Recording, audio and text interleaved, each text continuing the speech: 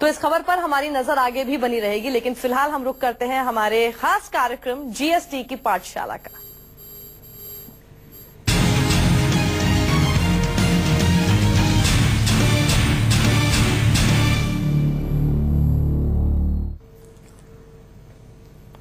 एक जुलाई से जीएसटी लागू होने वाला है और इसको लेकर लोगों के मन में रह रहकर तरह तरह के सवाल उठ रहे हैं। ऐसे में उन सभी लोगों के मन में उठ रहे सवालों की दुविधा को दूर करने के लिए हम लेकर आए हैं जीएसटी की पाठशाला। इस पाठशाला में आज हम देश के उन छोटे और मंझले दुकानदारों की आवाज उठाएंगे जो गांव या शहरों में अपनी छोटी दुकानें चलाते हैं, जिनकी पहुंच में कंप्यूटर और इंटरनेट नहीं है। उनके मन में जीएसटी को लेकर चल रही दिक्कतों को हम आज दूर करेंगे। देश के कोने कोने से व्यापार कर रहे लोगों ने अपने सवाल न्यूज 24 के साथ साझा किए हैं। आज हम जीएसटी की पाठशाला में अपने एक्सपर्ट यानी शरद कोहली जी के साथ इन सभी सवालों के जवाब जानेंगे। तो हमारे साथ इस वक्त शरद कोहली जी मौजूद हैं, जो कि सीए हैं और साथ ही टैक्स एक्सपर्ट भी। बहुत बहुत स्वागत है आपका शरद जी। तो जो दुकानदार हैं, छोटे दुकानदार हैं, मझले दुकानदार हैं, इन दुकानदारों की सबसे बड़ी दिक्कत जीएसटी का नाम सुनने के बाद ये हो रही है कि हमें कंप्यूटर उतना तो आता ही नहीं है और ये बोल दिया रजिस्ट्रेशन कराना पड़ेगा, तरह तरह के टैक्स में आपको पता नहीं कितने सारे रिटर्न भरने पड़ेंगे। ये सब कैसे होगा, कैसे कर पाएंगे ये लोग? जी हाँ साक्षी, आपने बहुत ही ज्वलंत मुद्दा उठाया है, क्योंकि जो CAIT है, confederation of association of Indian traders, उसका एक आंकड़ा आया, उसमें ये पता लगा कि करीब करीब 60% जो ट्रेडर्स हैं, छोटे ट्रेडर्स, उनके पास कंप्यूटर की सुविधा उपलब्ध नहीं है। तो अब जीएसटी एक ऐसी प्रणाली है जो कि कंप्यूटर पर आधारित है, डिजिटल सिस्टम पर आधारित है, ऑनलाइन सिस्टम पर आधारित है। तो वो भला कैसे कर पाएंगे? तो उनके लिए अभी फिलहाल ये तो अब संभव नहीं है 2 दिन में, साक्षी, आज जब हम बैठे हैं कि वो कंप्यूटर लगा लें, उसको सीख भी लें और वो सारा समझ भी लें। तो अब उनके सामने यही चारा है कि सरकार ने ये आश्वासन दिया है कि जगह जगह जिलों में और हर राज्य में सुविधा केंद्र खोले जाएंगे, फैसिलिटेशन सेंटर्स जिसको हम बोलते हैं। उन फैसिलिटेशन सेंटर्स में जाके वो अपने रिटर्न आदि या अपनी इनवॉइसेस को जो अपलोड करना है वहां जाके करा सकते हैं। इसके अलावा यदि उनका फैसिलिटेशन सेंटर बहुत दूर है उनकी दुकान से या उनके व्यापार के स्थान से, तो वो किसी लोकल चार्टर्ड अकाउंटेंट या लॉयर की मदद ले सकते हैं। इसमें अवश्य उनका खर्चा जरूर होगा, पर अब उनके सामने और कोई चारा भी नहीं है। परंतु साक्षी, इसमें देखने वाली बात यह है कि जो बहुत छोटे हैं, देखिए 20 लाख तक तो सरकार ने जीएसटी को एग्जेम्पशन दे दी है। मतलब 20 लाख से नीचे अगर आपकी सालाना रेवेन्यू है तो उसमें आपको जीएसटी लगाने की जरूरत ही नहीं है, तो उनको तो कंप्यूटर की जरूरत नहीं है।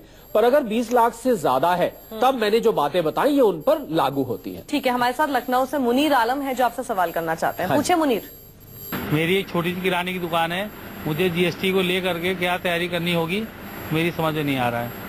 मुनीर जी, ये बताइए कि आपकी टर्नओवर 20 लाख से साल की उससे ऊपर है। अगर आपकी उससे ऊपर नहीं है, तो आपने कहा छोटी सी किराने की दुकान है, चलिए मैं मान लेता हूं कि आपकी 20 लाख से ऊपर नहीं है, पहली बात। तो अगर नहीं है फिर तो आपको कुछ करने की जरूरत नहीं है। अगर आपकी 20 लाख से ऊपर की टर्नओवर है तो आप अवश्य ही, जैसे आपने कहा, वहां जहां से बोल रहे हैं वहां वैट में रजिस्ट्रेशन आपने करा रखा होगा। उसी वैट के रजिस्ट्रेशन को आप जीएसटी रजिस्ट्रेशन में आपने आज तक कन्वर्ट कर लिया होगा। अगर नहीं किया है तो अभी रजिस्ट्रेशन खुले हुए हैं, आप उसको कन्वर्ट कर ले।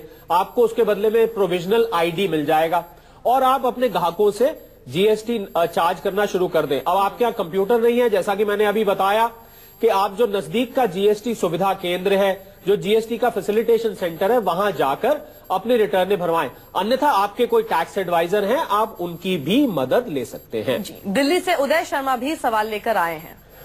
क्या जीएसटी आने के बाद मुझे अपनी दुकान पर कंप्यूटर रखना अनिवार्य होगा, और जो मेरा लेन देन होगा उसका क्या मुझे हिसाब रखना जरूरी होगा या नहीं? जी हाँ, देखिए फिर वही साक्षी बात आ जाती है कि क्योंकि अगर 20 लाख से आपकी कम की टर्नओवर है तो कुछ नहीं करना होगा। पर अगर 20 लाख से ज्यादा की आपकी टर्नओवर है तो आपको बिल्कुल अपने कस्टमर्स को एक हाथ से बिल, या जैसे भी आप निकाल के देते हैं, किसी पीओएस मशीन से निकाल के देते हैं, आप उनको बिल देंगे और बिल देने के बाद आप उनसे सीजीएसटी, एसजीएसटी चार्ज करेंगे। और हिसाब किताब आपको इतना रखना पड़ेगा कि जो आपकी इनवॉइसेस आप जो बिलिंग कर रहे हैं अपने कस्टमर को, उसकी एक समरी बना के आप अपलोड करेंगे। अगर आपके पास कंप्यूटर नहीं है, जैसा मैंने बताया, नजदीक के फैसिलिटी, आप तो दिल्ली में है, दिल्ली में तो बहुत सुविधा है, आप नजदीक के फैसिलिटेशन सेंटर में जाके, अन्यथा अपने सीए या टैक्स के लॉयर एडवाइजर से सलाह कर सकते हैं। अच्छा, क्या होता है ना शरद जी कि कई बार छोटे दुकानदार अपने ग्राहक को बनाए रखने के लिए एमआरपी से कम कीमत पर सामान देते थे, तो क्या जीएसटी लागू होने के बाद हर चीज तय दाम पर ही बेचनी होगी?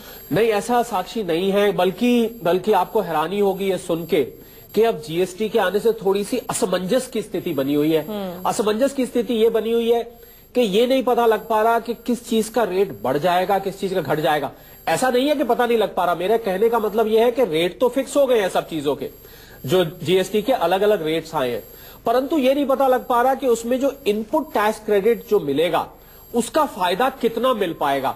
तो इसकी वजह से असमंजस ये बन गई है कि कुछ दुकानदार 1 जुलाई को तैयार बैठे हैं ज्यादा लेने के लिए, कुछ दुकानदार कम भी लेंगे।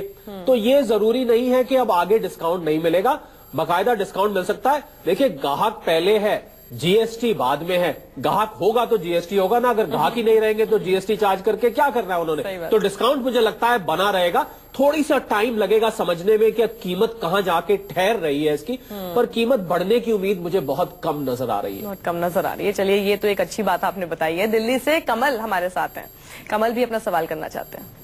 जीएसटी को लेके काफी सारी समस्याएं हैंगी और उसकी कैसा उसका संचालन होगा, क्या होगा, अभी कुछ पूरी तरीके से समझ में नहीं आ रहा उस चीज का। तो ये इस चीज की सही सटीक जानकारी कहाँ से मिलेगी, कैसे मिलेगी, ये बताइए मुझे। यही मिलेगी और शरद जी से मिलेगी। जी हाँ, देखिए, जीएसटी को लेके एक ये थोड़ी सी अगर साक्षी ऐसा हुआ कि किसी ने खीर बनाई बहुत बढ़िया चावल की, अभी ईद भी गई है, बारिश भी हो रही है, और खीर में बहुत बढ़िया काजू मेवा सब डाला, और उसमें कुछ चावल ऐसा लगता था अंदर कच्चे रह गए। तो कुछ ये थोड़ी सी कमियां जो जीएसटी में लगी है। खीर बढ़िया है, इसमें कोई दो राय नहीं है। तो देखिए, थोड़ी जानकारी बताइए, आप जीएसटी की पाठशाला के लिए आए हैं कि हमारे मुंह में पानी लाने के लिए? हम दोनों काम करेंगे, जीएसटी भी और आप उसका खीर का मजा भी लीजिए। तो ये जो कच्चे चावल रह गए, ये कुछ कमियों के रूप में मैं इसको देख रहा हूं। तो जानकारी की कमी ग्राउंड लेवल पे, जैसे कि हमारे व्यापारी भाई ने अभी पूछा कि ऐसा लग रहा है, ऐसे बहुत सारे सैकड़ों लोग हैं जिनको अभी जानकारी नहीं है। तो देखिए, जानकारी लेने के लिए आप सीबीईसी की वेबसाइट पे जा सकते हैं, जो जीएसटी ने हेल्पलाइन बनाई है। आप उस हेल्पलाइन पे टेलीफोन करके पूछ सकते हैं। आप ऑनलाइन गूगल करें, आपको हेल्पलाइन एकदम दिख जाएगी, या आप इंटरनेट पे जाके देख सकते हैं। अगर ये दोनों भी सुविधा नहीं है तो आप जीएसटी के सुविधा केंद्र में, जीएसटी का जो सीबीईसी का नियरेस्ट आपके ऑफिस है, आप वहां जाके पता कर सकते हैं। फिर भी अगर दिक्कत आती है तो न्यूज 24 को आप आगे भी साक्षी मेरे ख्याल पूछ सकते हैं, और वो अवश्य आपकी समस्या का समाधान करेगा। जी, पटना से कुमार विशाल सवाल लेकर आए हैं। मेरा सारा लेन देन कैश में होता है, और ऐसे में जब जीएसटी 1 जुलाई से लागू हो रहा है तो मुझे क्या करना होगा? अब ये बड़ा सा पेचीदा मामला है, कैश में होता है कि डिमोनेटाइजेशन के बाद भी कैश जैसे शब्द सुन जी हाँ, अब नहीं साक्षी, ये तो है ही है, पर इसमें ये समझना जरूरी है कि कैश का मतलब इनका वो जो कच्ची पर्ची से सेल होती थी वो मतलब है, या इनका मतलब जो है कि वैसे कैश में डीलिंग है परंतु इनका सारा है रिकॉर्ड पे। कच्ची पर्ची ही होगी जरूर। नहीं, पर कच्ची पर्ची का हम शायद उनको अगर हम उसको उजागर करें चैनल पे तो पता नहीं उनको कैसा लगे। हम दूसरा वाला लेते हैं। मैं मानता हूं कि ये अपना बाकायदा हिसाब किताब रखते हैं, ईमानदारी से रखते हैं, परंतु इनकी डीलिंग कैश में, कुछ काम ऐसा है कि कैश आता है और कैश जाता है। देखिए, अगर आपकी 20 लाख से ऊपर की टर्नओवर है तो कैश में लेने देने में कोई, देखिए, जीएसटी कैश पे रोक नहीं लगा रहा है। ये डिमोनेटाइजेशन दोबारा से नहीं होना जा रहा है। आप कैश काम करते रहे, आप सिर्फ ये देखना है कि 20 लाख से ऊपर अगर आपकी टर्नओवर है तो आपको जीएसटी में रजिस्ट्रेशन कराना चाहिए। रजिस्ट्रेशन करा के और आप उसकी इनवॉइस बनाना शुरू करिए, उसमें सीजीएसटी, एसजीएसटी लिख के आप टैक्स ले सकते हैं। पहले से ज्यादा साक्षी ये सिंपल हो जाएगा कुछ महीनों में। कुछ शुरू में बच्चा पैदा होता है ना, उसके दांत निकलते हैं तो कहीं उसको तकलीफ जरूर होती है। तो जब दांत निकल आते हैं फिर तो खाने का मजा आता है, तो कोई चिंता की बात नहीं है, कुछ समय लगेगा। पर कैश और जीएसटी का कोई इतना लेना देना नहीं पर है। इसमें दिक्कत ये हो रही है, ऐसा लग रहा है जैसे बच्चे के पैदा होते 32 दांत आ गए हैं। हाँ, बिल्कुल बच्चे के ऊपर दांत लगा दिए गए हैं, आए नहीं है बल्कि उस पर लगा दिए गए हैं। बागपत से लखन जैन सवाल करना चाहते हैं। माल का हमें पक्का बिल मिल गया, हम कैसे बिल देवें ग्राहक को? यहाँ बिजली यहाँ नहीं, नेट की सुविधा यहाँ नहीं, बैंक में खाते जमा करने जाओ सर्वर डाउन, बिजली का बिल जमा करने जाओ सर्वर डाउन। जब सरकारी चीज में सर्वर डाउन है तो हमारे यहाँ सर्वर कहाँ से आ जाएगा? कैसे हम लोगों को कर पाओगे? ये इनका बहुत वाजिब सवाल था, बिल्कुल सही कह रहे हैं। इन्होंने बहुत अच्छा मुद्दा उठाया। देखिए, कंप्यूटर पे आधारित एक प्रणाली लागू होने जा रही है, और भारत सिर्फ दिल्ली, बैंगलोर, बॉम्बे में नहीं बसता है। भारत असली गांवों में बसता है ज्यादा, तो गांव में कनेक्टिविटी कितनी है। और गांव में ऐसा नहीं कि सारे के सारे व्यापारी बहुत गरीब हैं, उनकी बहुत ज्यादा टर्नओवर भी है।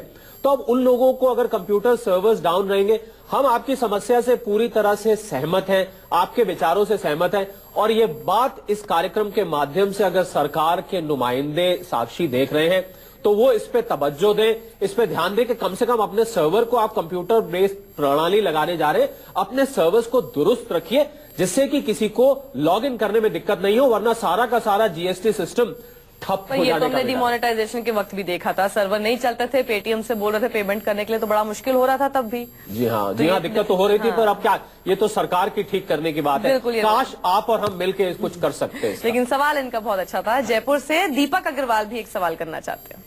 मैं ये जानना चाह रहा था, जो 1 तारीख से सरकार जीएसटी लगाने जा रही है, हम जैसे छोटे दुकानदार हैं, यदि हम कभी मान लीजिए जीएसटी में उसमें टैक्स भरने में लेट कर देते हैं तो क्या हमें उसमें छूट मिलेगी या हमारे ऊपर पेनल्टी लगाई जाएगी?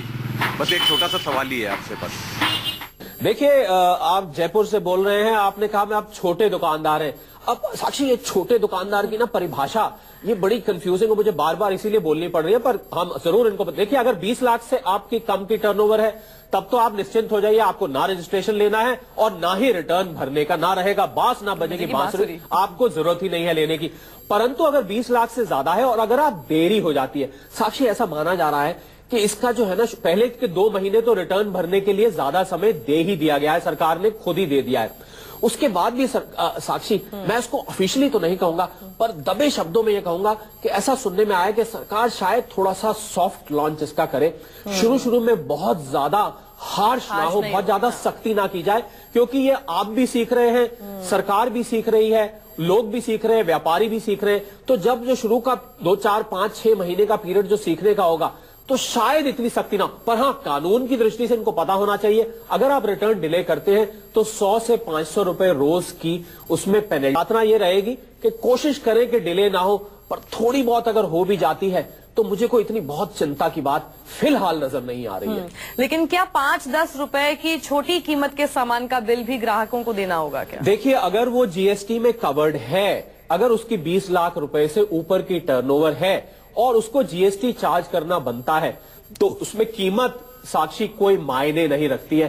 5-10 रुपए छोटे पर भी करना पड़ेगा। ये बात और है कि उसकी एक समरी बना के फाइल हो जाएगी, उसको डिटेल फाइल करने की जरूरत नहीं है, परंतु उसको उस पे चार्ज अवश्य, कोई ऐसी मिनिमम एग्जेम्पशन साक्षी नहीं रखी गई है कि 5-10 रुपए से, शर्त यह है कि वो जीएसटी चार्जेबल होने चाहिए। बिल्कुल, बहुत अच्छी जानकारी आप दे रहे हैं, और प्लस जो लोग सवाल कर रहे हैं वो भी बहुत इंटेलिजेंट क्वेश्चंस आप उनको बोल सकते हैं, बहुत अपने आप से जुड़ा हुआ, और मुझे लगता है कि उन्हीं से रिलेटेड अगर कोई और भी काम कर रहा होगा तो उसके लिए भी वो सवाल काफी फायदा देंगे, और उसके जवाब तो आज आपको मिल ही रहे हैं। शरद जी हमारे साथ बने रहेंगे, फिलहाल रुकेंगे ब्रेक के लिए, ब्रेक के बाद भी जीएसटी की पाठशाला रहेगी जारी।